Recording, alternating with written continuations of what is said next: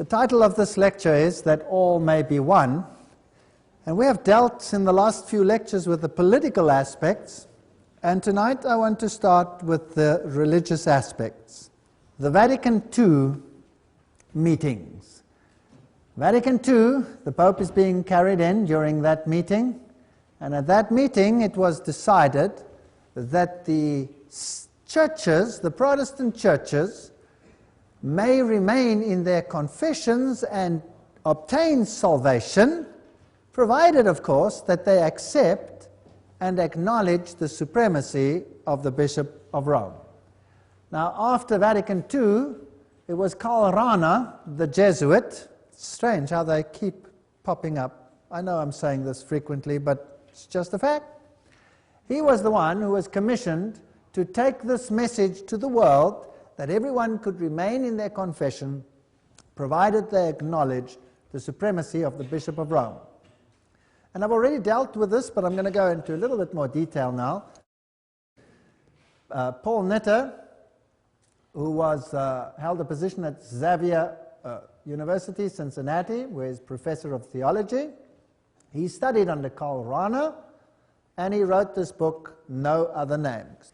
And in this book, No Other Name, he writes certain interesting things. He has a commentary on it. It's interesting that they have this little humanist man over there on the book, tells us it's humanism. He faces the conundrum of what the committed Christian believer does theologically in the face of growing evidence, scholarly and from personal encounter, that there are other ways, religious ways, of leading a full, authentic human life than the Christian way. Are you beginning to see something? Can a person be saved? Definition, that is, come to live a truly human life by some other name than that of Jesus Christ. Hello, let me just recap there. To be saved means to live a truly human life. Is that correct theology? This is a professor of theology, and this book is prescribed in virtually all seminaries of theology in the entire world. Nitter's answer is one can be saved by some other name, and then he proceeds to show how this affirmation can be squared theologically with full Christian commitment. This is first-rate creative theology. That's the only sentence I agree with. It is creative theology, but it's definitely not biblical theology. Well, at the Second Ecumenical Council, if the Bible is not going to be the norm, we'll have to replace it with something else. And it was decided in document 515, or page 515 of the ecumenical documents that were written at Vatican II documents, the unity of all Christians may at last be restored to shine forth, for all peoples are called to be a single new people, confessing one Jesus, Savior and Lord, professing one faith, celebrating one Eucharistic mystery. There are lots of problems with there in this particular one, particularly the Eucharistic mystery. All Christians should be of an ecumenical mind. Document Vatican II, page 515. The Catholic Catechism will tell us that Vatican II did not change the doctrines. It only appeared to change the doctrines. This is the present Catechism of the Catholic Church, Article 816. The sole Church of Christ, which our Savior after his resurrection entrusted to Peter's pastoral care, commissioning him and other apostles to extend his rule, this church constituted and organized as a society in the present world, subsists in the Catholic Church. The Second Vatican Council decree on ecumenism explains, for it is through Christ's Catholic Church alone, which is the universal help towards salvation, that the fullness of the means of salvation can be obtained. There's been no change in doctrine. Only Protestants believe that there has been a change of doctrine. Wounds of unity, Article 817. Where there are sins, there are also divisions, schisms, and heresies. So, if there was a division, then it was sin. So who's the sinner? The one who separated. Towards unity, Christ bestowed unity on his church from the beginning. And this is something the church can never lose. 820. It didn't change. It still governs the rules the church through its supreme pontiff and bishops. Everybody will have to acknowledge this. This is why priest J. O'Connell says, the final object of ecumenism, as Catholics conceive it, is unity in the faith, worship, and the acknowledgement of the supreme spiritual authority of the Bishop of Rome. That's the bottom line. The church bond of non-Christian religions, all nations form but one community. They want the same relations with Muslims, with all the other religions. Let's make sure that this is true. This was the Catechism, it can't be wrong. Further questions answered, Bonaventure Hinwood. Vatican II teaches in several places that the Catholic Church, and it alone, is the church founded by Jesus Christ. No change in the Vatican II documentation. Then September 5, 2000, the Vatican made this quite clear. The churches examined the Vatican statement. 36-page statement said other Christian communities, such as Anglicans and other Protestants, are not churches in the proper sense. Canon David Oliver, minister of St. Thomas Anglican Church, says, oh, well, it's okay, whatever. Other churches are not no sisters of ours. The Vatican insists. And remember that Karl Rahner said it must always be clear that the one holy Catholic and Apostolic Universal Church is not the sister but the mother of all the churches. So that's the latest statement, definitive statement, from the highest sources in the Vatican. Vatican II changed nothing. These are some of the comments of the other churches. Churches are stunned by Pope's attack. Protestant churches expressed disappointment, etc. But nothing changed. They were still in the ecumenical movement. The Washington Post said a new Vatican dictum issued today declares that individuals can obtain full salvation from earthly sin only through the spiritual grace of the Catholic Church. There you go.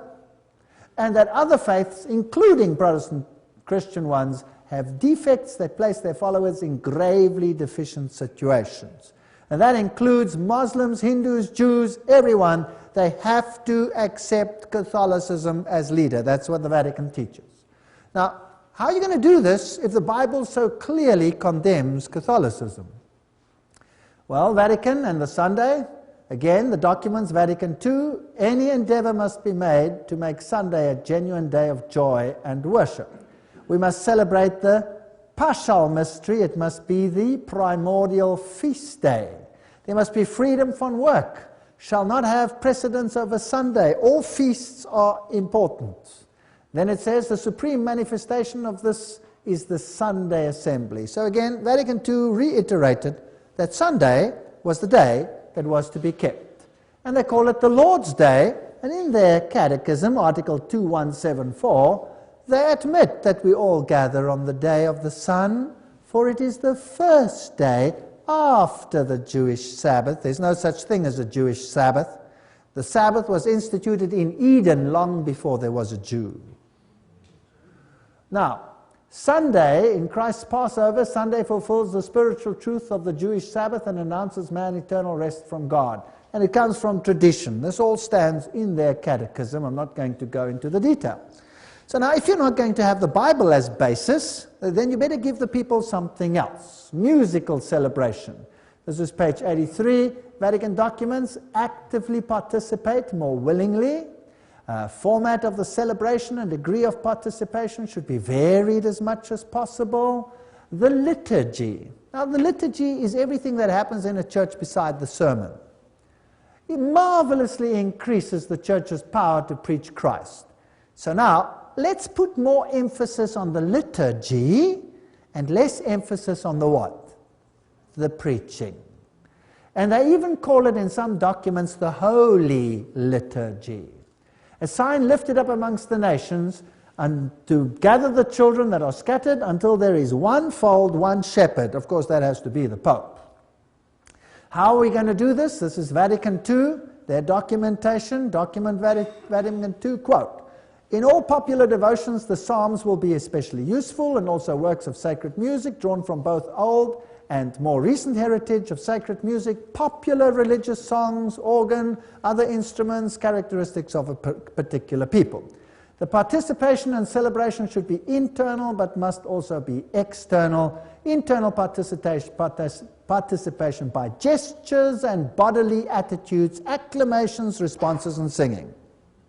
In other words, Vatican II says, let's make the service lively. Let's start moving, let's have some bodily attitudes, let's shake the arms, then it's not so important whether you have your Bible. In fact, it's hard to hold the Bible if your arms are swinging around like cartwheels. How must the songs be? Let's go again to the Catechism. Article 1157, song and music fulfill their function as signs in a manner all the more significant. That's fine, there's nothing wrong with singing. Singing must be beautiful and to the glory of God. But they say that music must be emotional. Quote, Vatican Catechism, how I wept, deeply moved by your hymns, songs and voices that echoed through your church. What emotion I experienced, sounds that flowed in my ears, distilling the truth in my heart. A feeling of devotion surged within me, tears streaming down my face, tears that did me good. So the more tears and the more emotion, the better. Switch the mind off and switch on something else. And so the papacy started using rock groups, and the Pope started singing to ABBA music, and all this sort of stuff started coming into the churches, which was unknown before. This is the Pope's personal little rock band that goes with him sometimes when he travels. These days they've advanced to the more metal groups and all of those. And by 1967, the faculty and students of the Catholic De Kesme University started becoming charismatic. By 1968, the World Council of Churches had Catholics as observers. By 1975, there were observers in Nairobi. By 1975, a mass gathering took place at Rome, and Pope Paul II actually started speaking in tongues.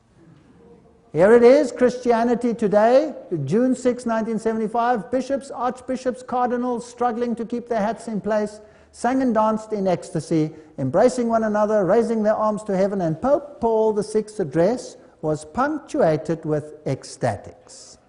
So he started speaking in tongues. Great example for the church. The Lutheran Church, by 1974, the U.S. Lutheran Roman Catholic Dialogue published Papal Primacy and the Universal Church. They were beginning to play with the idea that Rome would again be the head of the churches. The Presbyterians, Congregationalists, Methodists followed. Colin Buchanan writes, the emergence of the Church of Rome as a partner in ecumenical discussions and the impact of the charismatic movement totally changed the ecumenical relationship. So this new spirit makes the talk between the various opposing factions more and more possible. By 1975, there was a common catechism where the moral directives in the Decalogue were questioned, where many passages in the New Testament were put in the mouth of Jesus, things that the historical Jesus never uttered, the physical resurrection is a problem full of difficulties, etc., etc., starting to question the Bible. By 1977, there was a joint Roman Catholic Commission which issued, together with the Anglican Church, this statement. It seems appropriate that in any future union, universal primacy, such as has been described, shall be held by the Roman See. So the Anglican Church said, okay, Pope shall be head. By 1989, the Anglican Archbishop of Canterbury, the Reverend Robert Runcie, went to Rome and urged Christians to consider the primacy of the Pope. Better together. There they are. And then came the famous signing of the document, where they actually signed. There is the signing. The Pope and Runcie signed the declaration at Canterbury, and the Pope is now the head of these churches. And some nice Masonic signals. Yes, they're going to be together. And the Queen, well, she and her entourage visit the Pope and say, well, what did Prince Charles say? I do not want to longer be the protector of the faith, but just protector of faith. So Protestantism goes. And of course, much marching in the streets of the United Kingdom. The next Archbishop of Canterbury is Carey, and Carey is remarkable because of his charismatic renewal and speaking in tongues. So the Anglican Church the first to go Romeward bound. Now, this is the famous St. Paul's Cathedral. There it is, the London bus. I photographed this myself. And this is a stunning picture. What do you see? What does it look like? It looks like a miniature of the Vatican. Yes, in fact, it is a replica of the Vatican. And the very amazing thing is that St. Paul's Cathedral never looked like that. Never looked like that. In fact, it used to look like that. But now it has been totally rebuilt, and it now looks like that. Doesn't this sound remarkably like an image of the beast? An image of the beast? Well, let's go inside. You have to be very sneaky with your camera when you go in there. And this is what it looks like now. There's the main altar. Wow, the main altar is an exact copy of Bernini's canopy in Rome. That means the Protestant church here has copied Rome. Very interesting. There are the black and white squares. They have cupids with other angelic beings, male, females, etc. And if you look at the ceiling and you photograph the top, you will find beautiful Masonic symbols. This is Masonry. This is not Church of England. So the Church of England has capitulated and has become part of Masonry, and therefore we could say Luciferian. Sad, but true. Well, in front of the main altar you have the typical solar symbols. Looking from the top, it's like a witch's cove. It's been restructured. This is occultism. In fact, it even has the black and white pentagram on the floor. And on the floor it has the symbol of the serpent with a tail in the mouth, representing the sun and the moon. By the way, those are my shoes. They were nice and clean. And the solar deities on the floor. So this is nothing other than Catholicism. Here are symbols of New Age. These are the peacock, symbols of Lucifer, the triangles in the circle, the hexagrams, and of course the corpses under the altar, and IHS on their, and sun blazes on their utilities. Also the mythical pelican or bird feeding its young to its flesh. These are occult symbols. No wonder Pope John Paul II could write in Crossing the Threshold of Hope that by the year 2000 we need to be more united. For unity, all churches must accept papal authority, the Pope said in 1995. That's the condition of unity. Now, why did the Reformation split from Rome?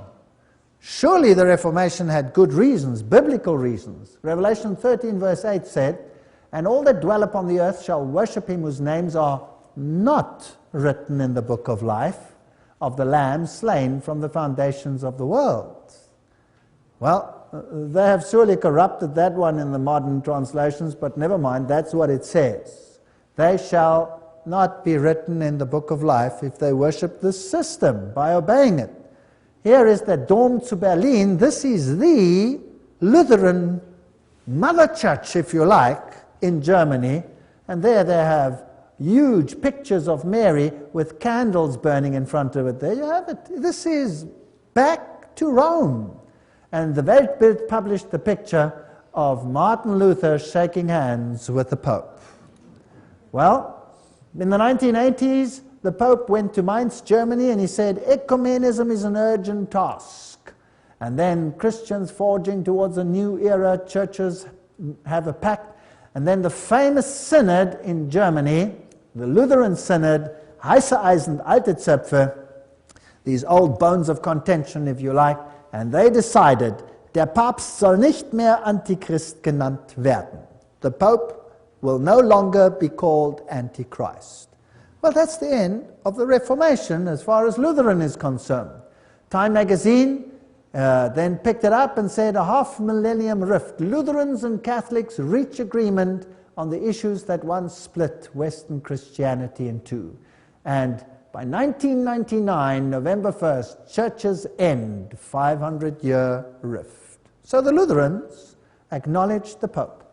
And this amazing statement, Germany calls to ask, forgive Luther. For what? For what should he be forgiven?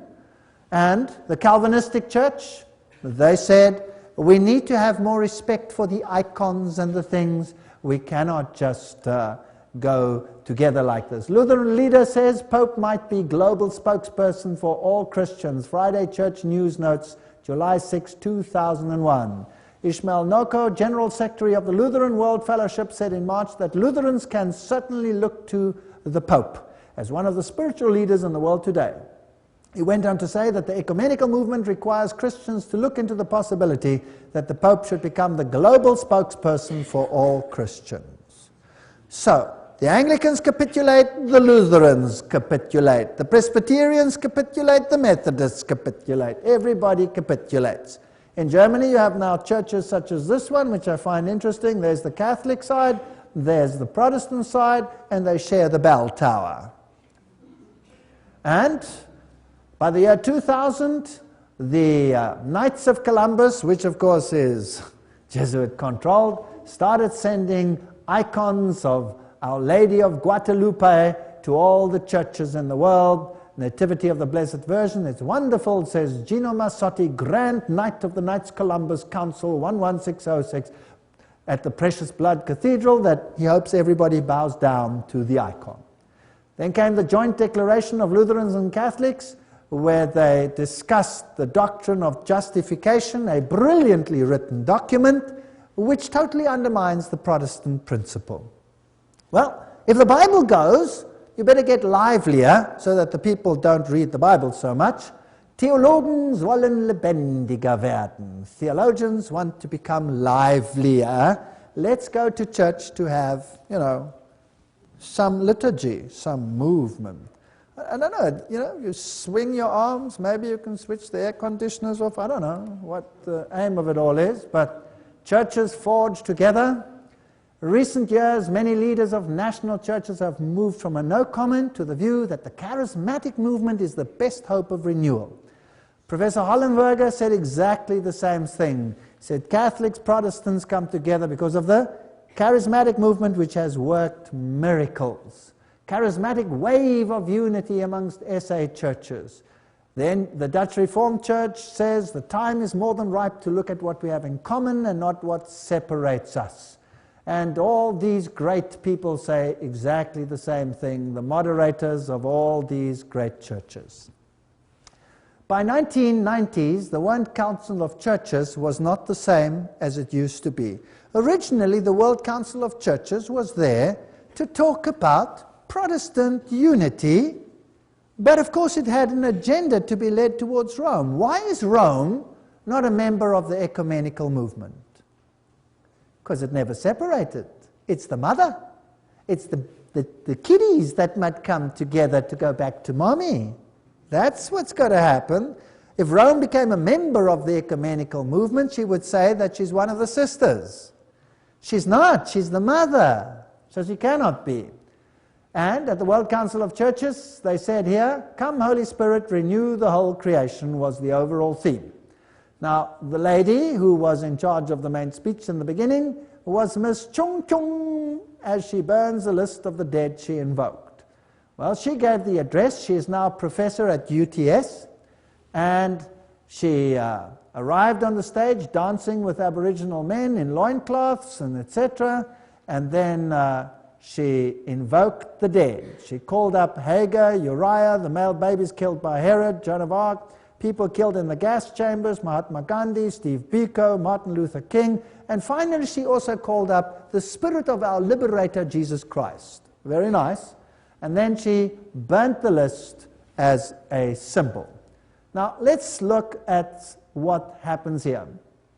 Combining verbal fireworks with a performance by Korean and Aboriginal dancers, Chung rendered a dramatic evocation of a female Holy Spirit. She linked it to Hagar, exploited and abandoned by Abraham and Sarah. I also know that I no longer believe in an omnipotent, macho, warrior God who rescues all good guys and punishes all bad guys.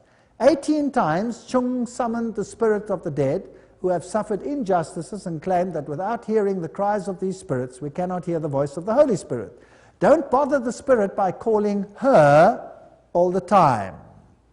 Added Chung, I hope the presence of all our ancestor spirits here with us shall not make you uncomfortable. Well, is this biblical, yes or no? Definitely not.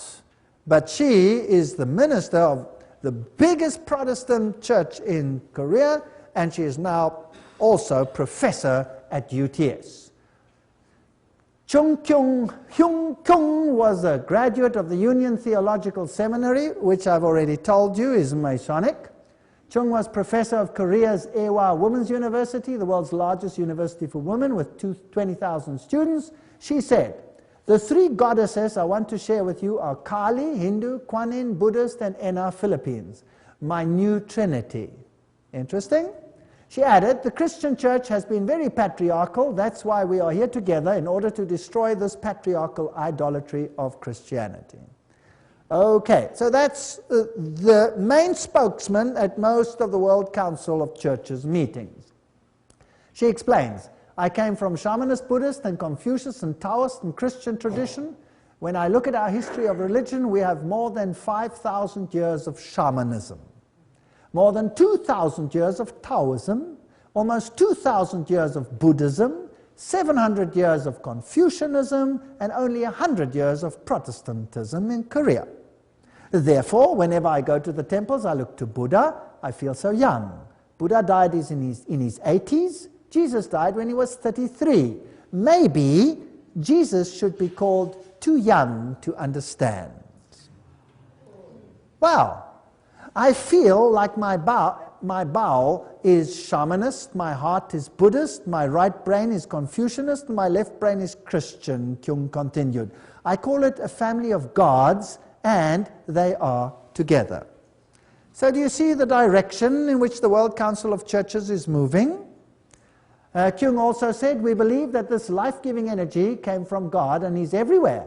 It is in the sun, in the..." Oh, here we go again, how nauseating. What is this? Pantheism. It is from the ground and it isn't from the trees. If you feel very tired and you feel you don't have any energy to give, what do you do? Sit in silence. Maybe you go to a big tree and ask, "Give me some of your life energy." Or you ask the sun to give you some life energy. Well, is this Christianity, yes or no? No, this is absolutely not Christianity.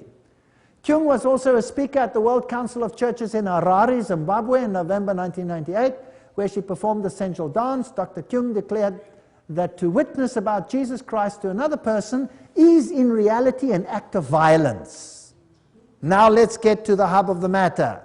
To witness about Jesus Christ is an act of violence. Why? Because you are doing what? You are going against the human rights of the other individual who might be a Buddhist or a Hindu or this or that. He has the right to be what he is, and if you tell him something else, that you have to believe in Jesus Christ, then you are committing an act of violence. So, in other words, what I'm doing is an act of violence. Okay. When reminded that Jesus said in John 14:6 that he is the only way, Kyung said Jesus was mistaken. Okay. That's why the World Council of Churches uses demons and all kinds of interesting things. And we have oikomene. Oikomene. Now what does oikomene mean? Here we have an example of oikomene. Well, let's ask the World Council of Churches webpage what oikomene actually means. The word ecumenical is derived from the Greek term oikomene, which may be translated as the whole inhabited world. It is in seeing this world as God's that we see ourselves as one. It is in seeing all the world's people as made in God's image that we are called to protect the welfare of everyone. Interesting. Now remember that I always show you that Gary Carr said the ancient Babylonian religion through Kabbalism, etc., through to Freemasonry, controls Marxism, the American secret political societies, the international banking, and the World Council of Churches. Do you think he might have been right with their teaching? Jesus was wrong. He wasn't young. He was too young to understand. We have nature worship, all of these things. That is definitely not biblical. What does Alice A. Bailey, the foundress of Lucifer Trust, predict in 1919? She predicted the appearance of a universal church of which the definitive outline will appear towards the end of the century. There will not be any dissociation between the universal church, the sacred lodge of all true Masons, see how they're bringing it together, and the inner circle of the esoteric societies. In this way, the goals and work of the United Nations will be solidified, and a new Church of God, led by all the religions and by all of the spiritual groups, shall put an end to the great heresy of separateness. Good, this requires a whole lecture. This is heavy stuff. So there's a lecture coming, the UN and the occult agenda. It's on your paper. This is very heavy. She says the churches, the lodges, sacred lodge, by the way, and the esoteric societies, by the end of the century, will work together to bring about this new world religion. Now, as a Christian, believing that Jesus is the only way, can I join the society, yes or no? You're all so adamant. This is very strange. Norman Vincent Peale. Now, who is Norman Vincent Peale? Probably one of the greatest preachers of our times. 33-degree Freemason.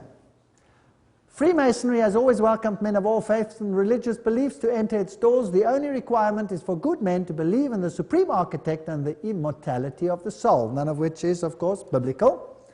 Masons, in fact, go beyond the narrow sectarianism of limiting dogma. They agree with the statement of the famous statesman and writer Edmund Burke, the body of all true religion consists, to be sure, in obedience to the will of the sovereign of the world, in a confidence in his declarations, and in imitation of his perfection. That's what Norman Vincent Peale said, who was a 33-degree Freemason.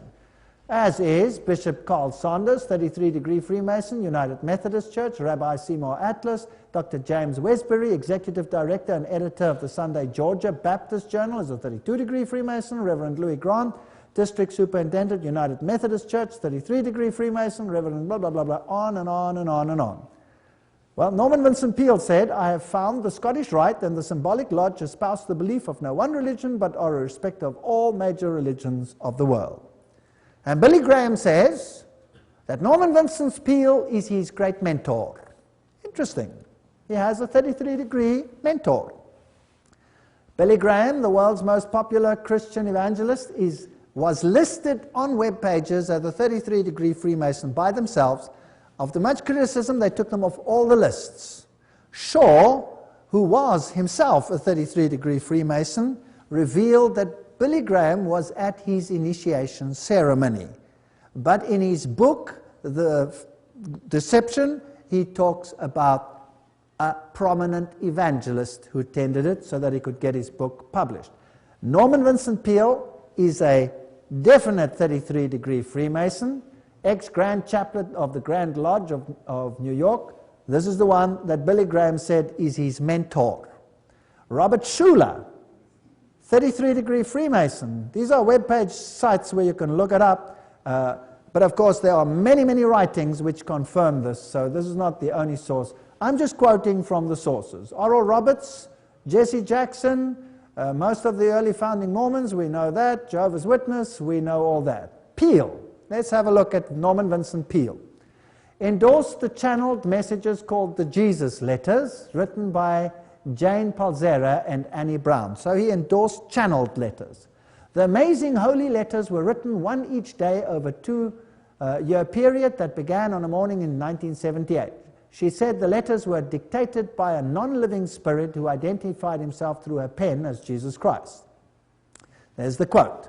Peale's response, he adds, it little matters if these writings came from Jesus of Nazareth or Jesus of Jane. They are all the same consciousness, and that consciousness is God. I am part of God, and Jane and Anna are part of that same God.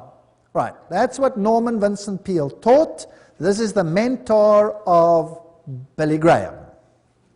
Interesting. Speaking of occultist Kreskin, all he's doing, says Norman Vincent Peale, is dramatizing what I've been preaching in my writings for years. Another book, The Dead Are Alive, They Can Do and Communicate With Us, was also promoted by Peale. He gushed, a masterpiece. I hope it will be read widely. Okay. This is the mentor of Billy Graham. Just remember that.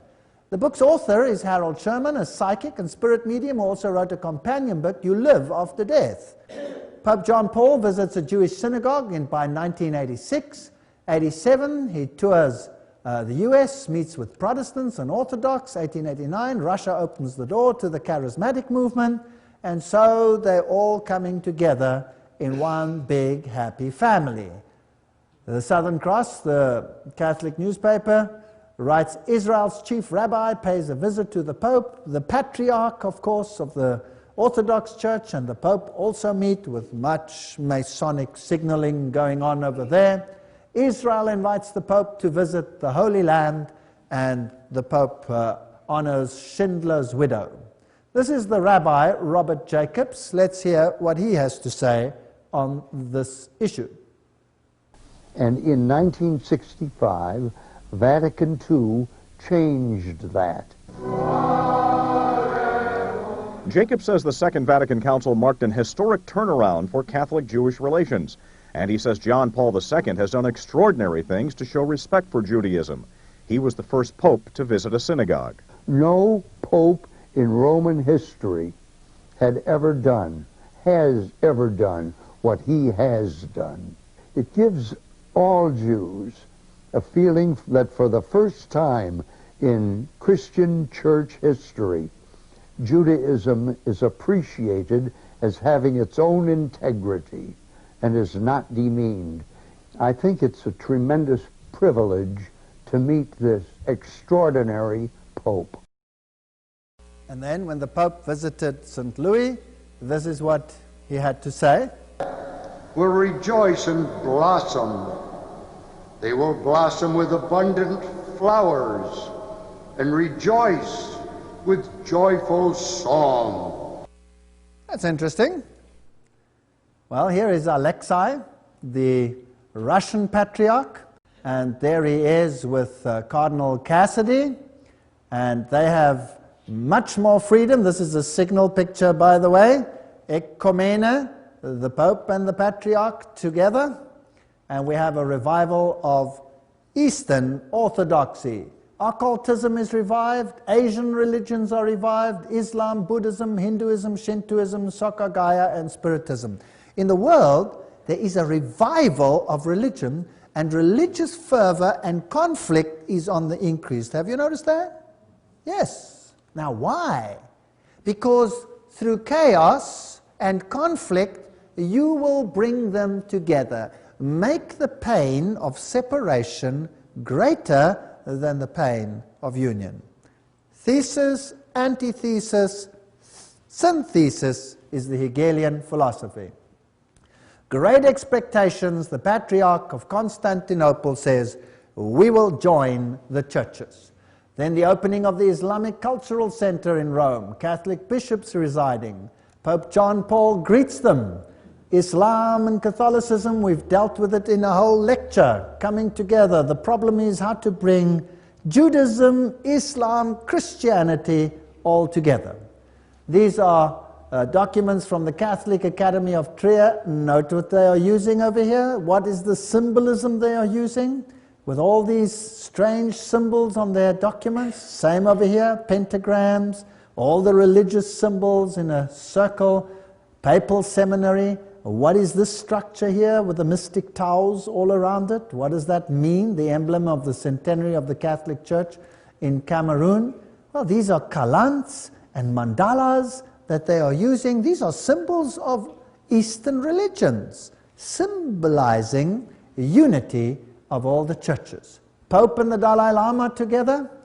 And it is interesting that we need to study what the Protestant world has to say on this issue as well. And I would like to show you the great Protestant preachers and what they are actually preaching. Now, Robert Schuller is listed on many, many web pages as a 33-degree Freemason. Well, the proof of the pudding, of course, is always in the eating. He wrote here in the fourth dimension forward, I discovered the reality of that dynamic dimension in prayer that comes through visualization. Don't try to understand it, just start to enjoy it. It's true, it works, I tried it. Now, visualization is the way in which you start visualizing something and it becomes part of your fantasy world. They train little kids to do this. It's an occult technique. It's occultism. Here is his famous cathedral, the Crystal Palace. There he is, this great preacher. By the way, he took the plans of this cathedral and he took them to Rome in order to have them blessed by the Pope. That's very interesting, that Robert Schuller should take these to the Pope to have them blessed.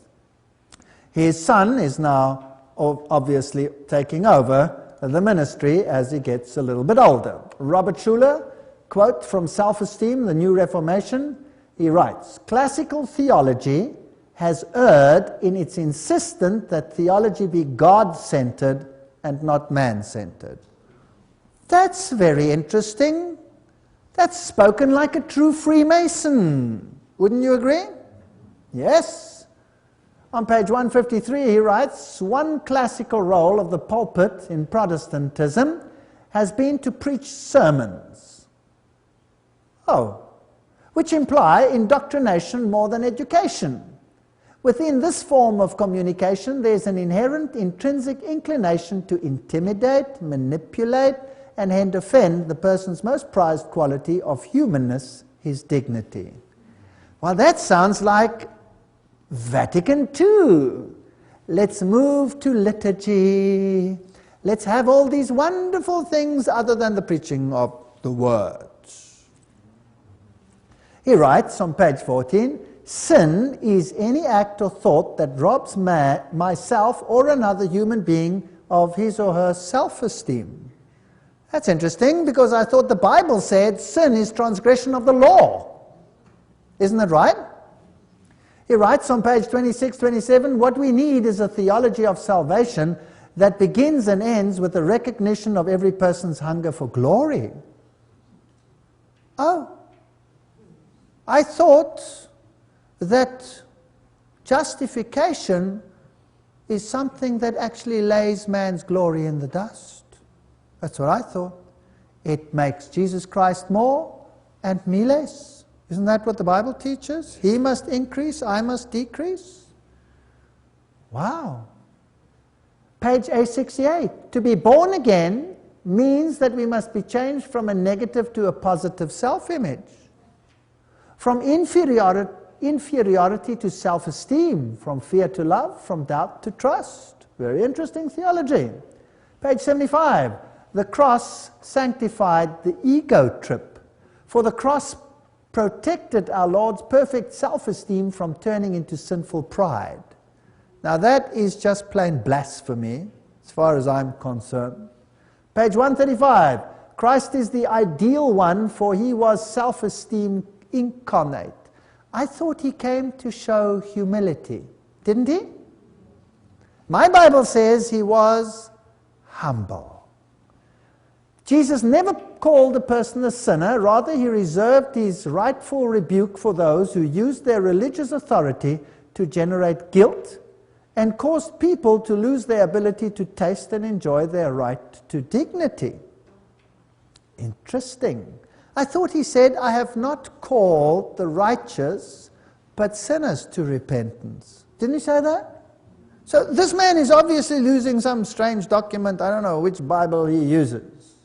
He says, "The church's problem is that it has a God-centered theology for centuries when it needs a man-centered one. We're not bad, merely badly informed about how good we are."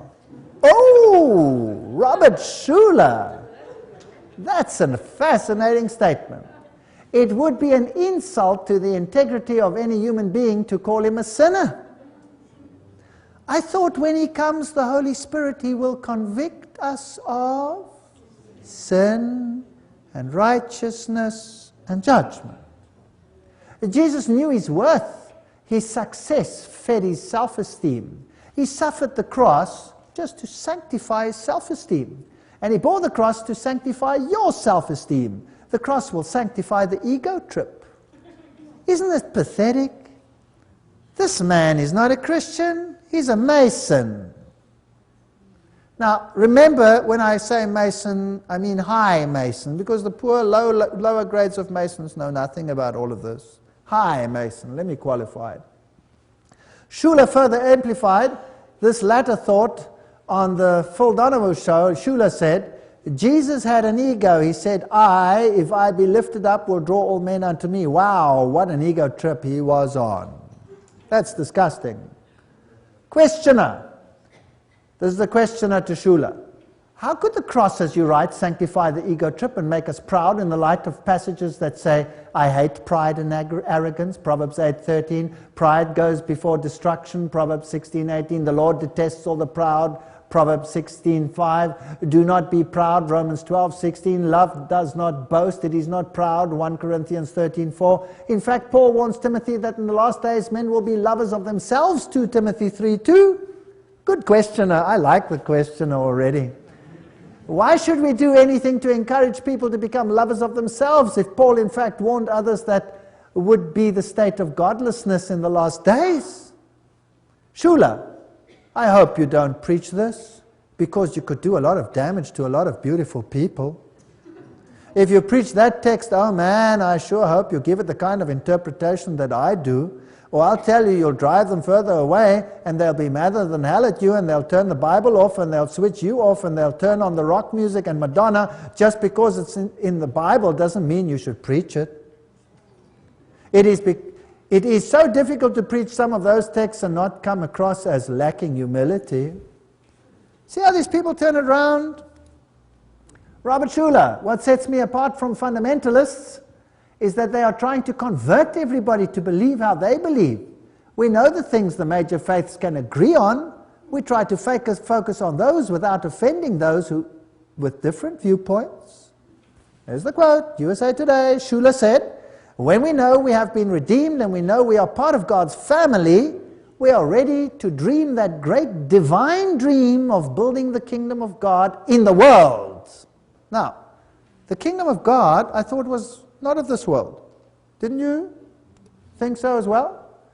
Robert Schuller said after his Thousands telecast, when he was congratulated by Mother Teresa, she was still alive there, Billy Graham congratulated him, Cyril Scott King, Martin Luther, all the living presidents of the United States, as well as Sammy Davis Jr., who was a Satanist. They all congratulated him.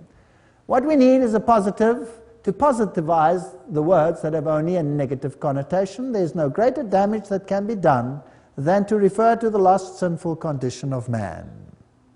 Let me tell you something. If man doesn't realize that he is in a lost sinful condition, then he will never need a Savior, and then he will be lost.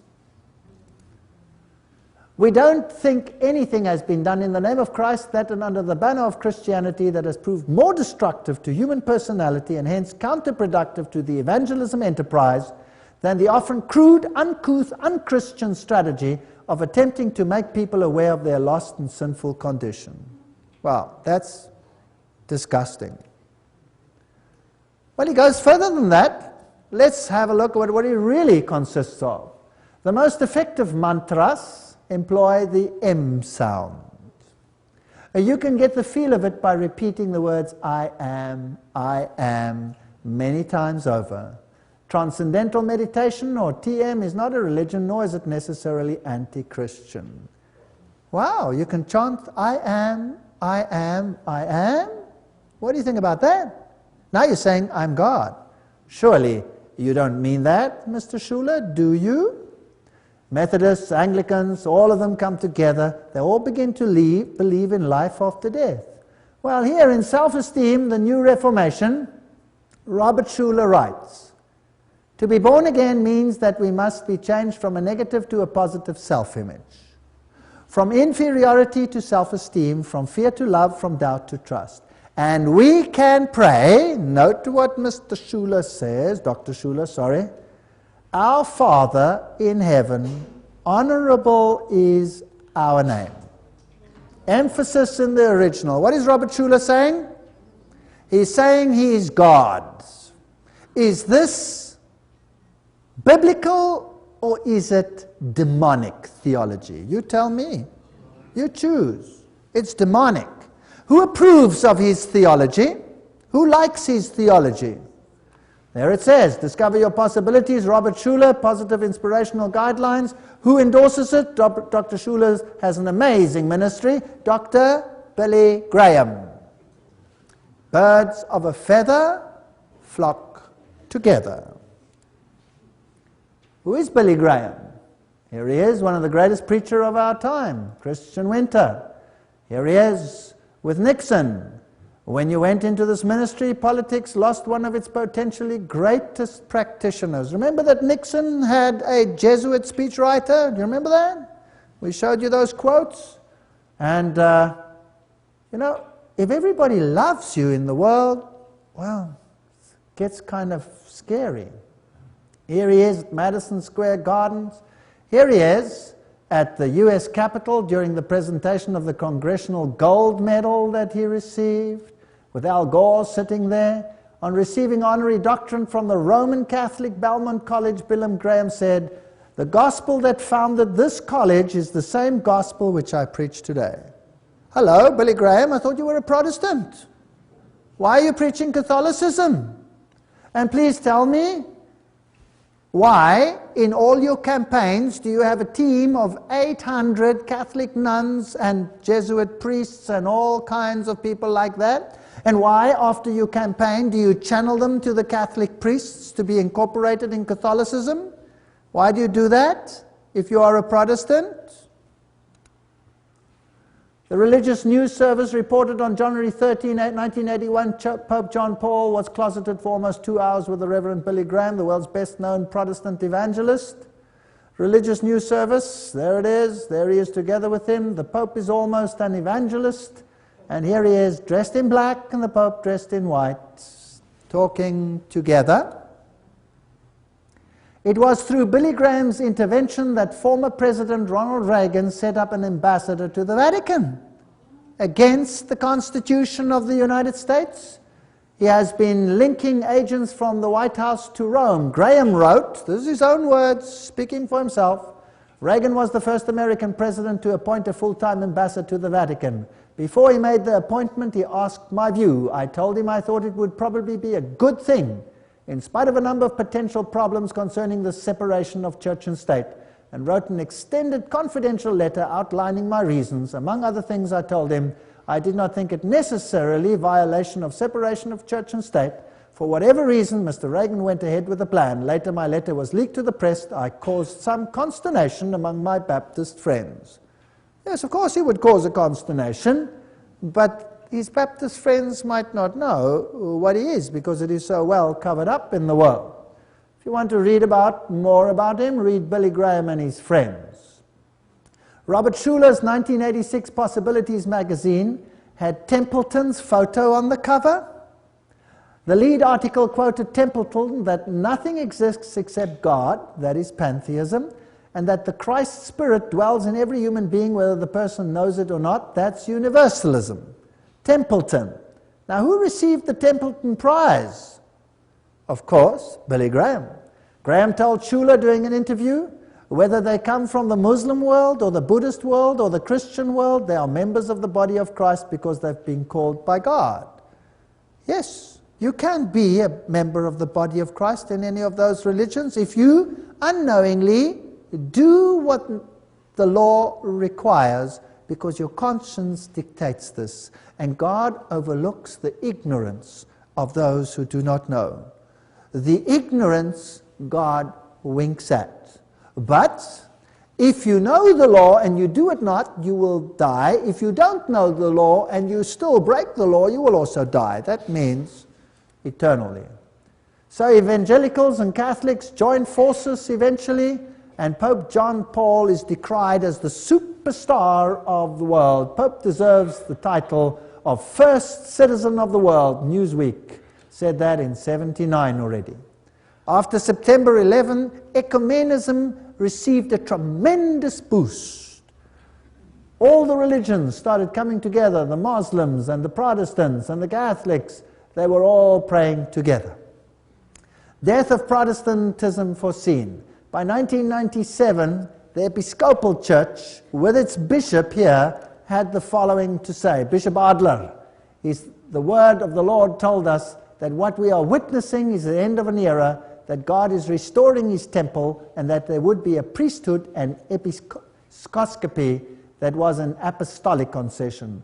A main difference between the Protestant faith and Catholicism. Now this is this church. This is basically the High Church of England in the United States.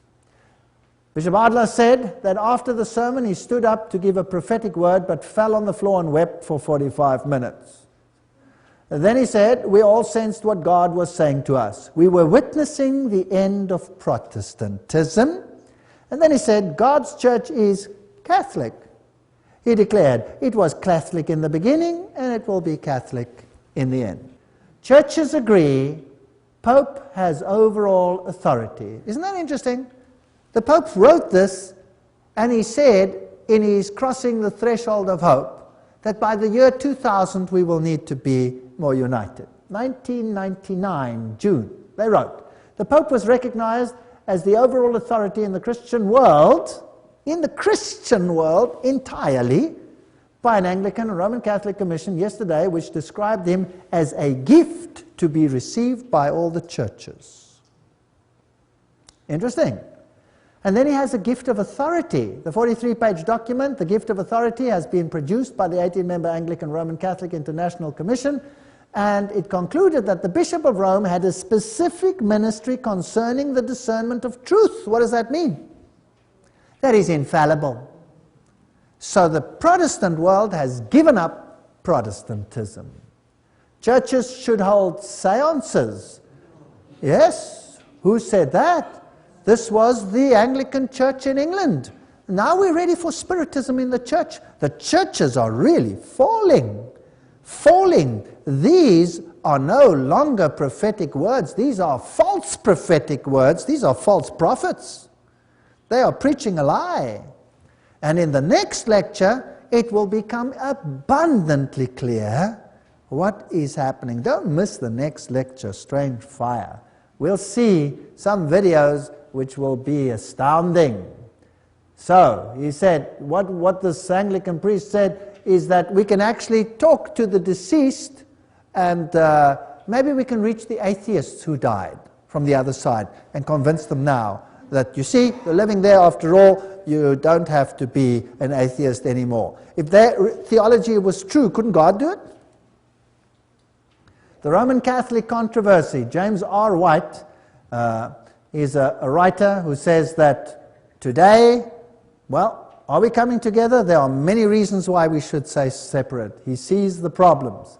The Council of Trent said, to check the unbridled spirit, it decrees that no one relying on his own judgment shall in matters of faith and morals pertaining to the edification of Christian doctrine, distorting the Holy Scriptures in accordance with his own conceptions, presume to interpret them contrary to that sense which Holy Mother Church, to whom it belongs to judge of their true sense and interpretation, has held and holds. So only the church may tell you what to believe. You're goyim, you're too stupid to understand it yourself. Interesting. The papacy, has it changed? No. Refinement of evil, where the Pope outlines that every single ancient doctrine held by Rome will be held. Therefore, can I be part of the ecumenical movement, yes or no?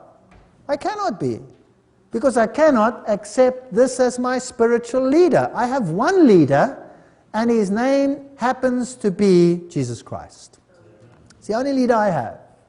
And I have one creed, and that creed happens to be the Bible, and the Bible alone. That's my creed, otherwise I have no standard whatsoever. Keeper of the straight and narrow, there's Cardinal Ratzinger, German-born Cardinal Joseph Ratzinger, head of the Congregation of Doctrine and Faith. They make sure that every ancient Catholic doctrine remains, and that no Protestant even recognizes it. They're so sneaky. Here is Cardinal Kung, and these people, Hans Kung, all they want to do is bring about ecumenism. So they make lots of Protestant noises. Didn't the Jesuits say that if you want to win someone, make his noises, yes or no? Yes. Don't trust them one little bit.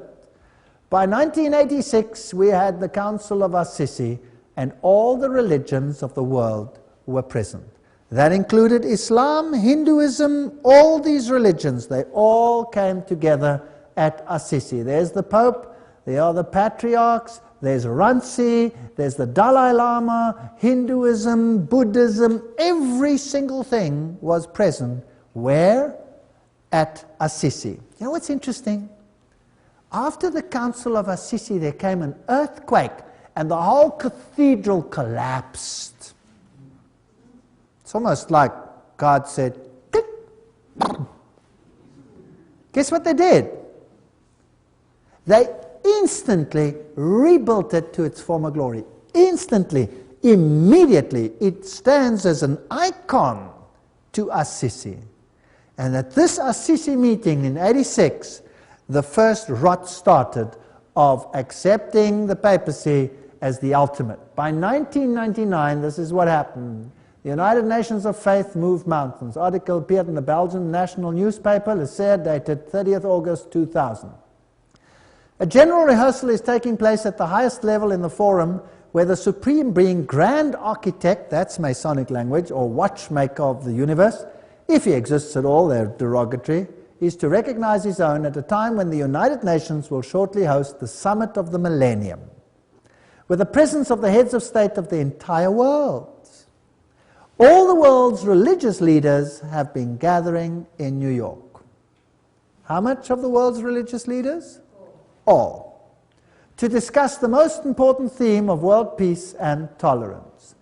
The more distant objective to create a kind of United Nations of Faith, where the representatives of faith and philosophies could meet in order to discuss the future together, while abandoning their fatwas, theses, and other terrible arms of excommunication and exclusion and relegating them to the cloakroom. Let's get away from our separateness, let's come together. This is a very noble ecumenical initiative sponsored by whom?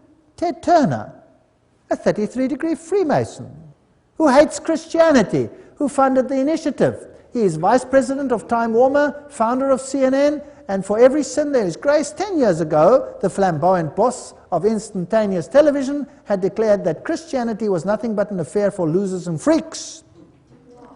Okay, so he still believes it. Now, why would Ted Turner finance something like that? Because he says Jane Fonda, his wife, turned Christian and that changed his mind? I don't think so. I think it's because he's a 33-degree Freemason and they have an agenda. Well, 2,000 representatives of very well or less known religions, the one which are participated the world over, which are almost an affair of confidence only known in the corridors of the UN, or the spiffling Waldorf Astoria Hotel, which will be used for the subsequent meetings and work. The Pope sent the African Cardinal Francis Arsene, President of the Pontifical Council for Interfaith Dialogue. Representing the Jewish faith was the Jewish Rabbi Lau of Jerusalem. The Buddhists were deprived of the presence of the Dalai Lama. This shows that the religion is never far removed from politics. China threatened to boycott the meeting if he went. That's just a game they're playing. Well, the initiative, Bishop Desmond Tutu said, let's go ahead with it. And in the US, and in particular in circles of the UN, this first initiative has been very welcome. Nevertheless, one needs to render to Caesar, or rather, to John Paul II, his Jews. It is indeed thanks to him that the way of reconciliation was started at Assisi in 1985, culminating in that meeting in 1986.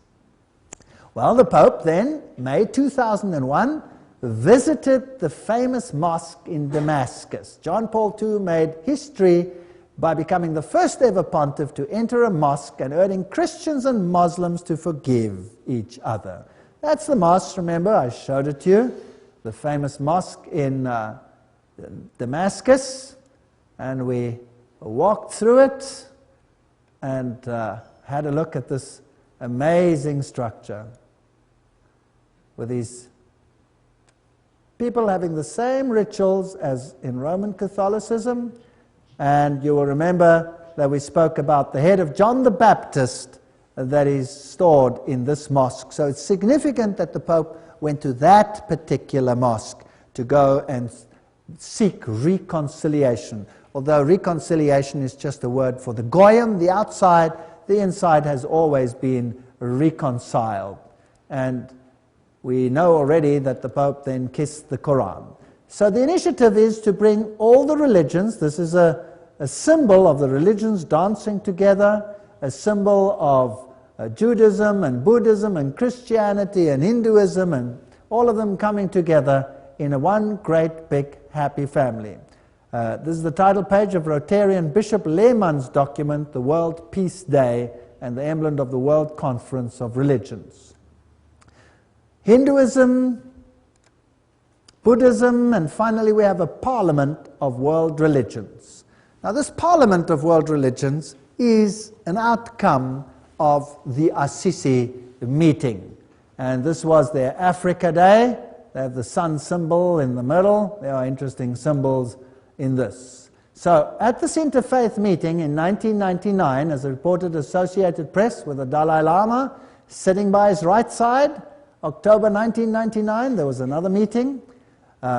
In Rome, the Pope presided at a special council of some 2,000 religious leaders of various faiths, sects, and cults. Now I'm going to show you a video of that in a moment, of what happened there.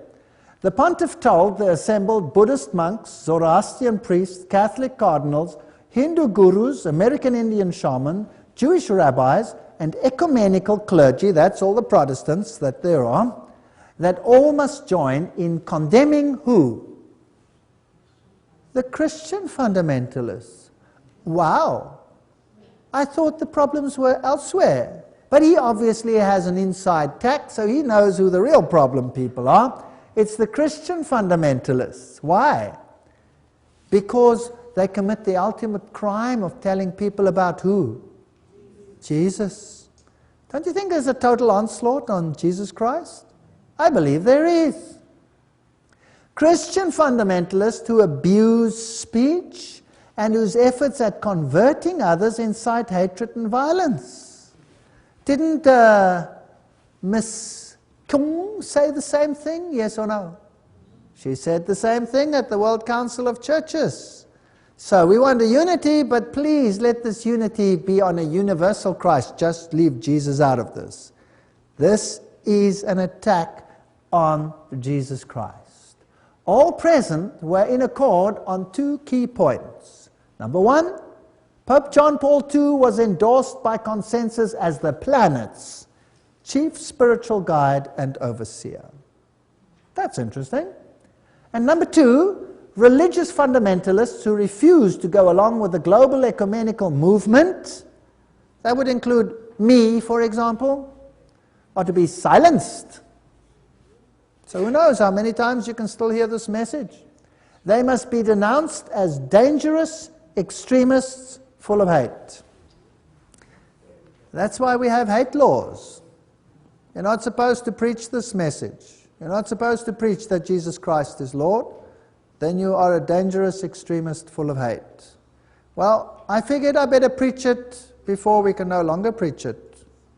And that's why I'm here, to tell you about these things. The onslaught is not against me, the onslaught is against the Lord. And he predicted that this was going to happen.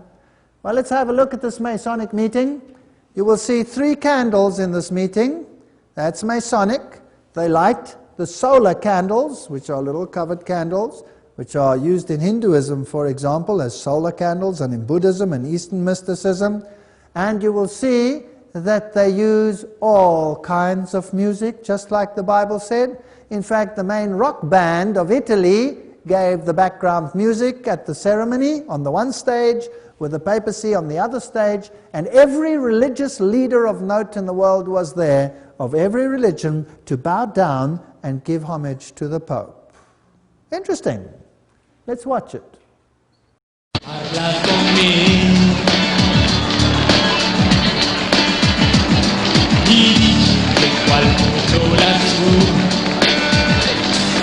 Padre di tutti noi,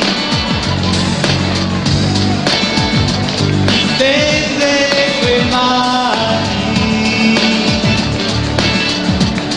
per abbracciare gente di omiltà, di tutte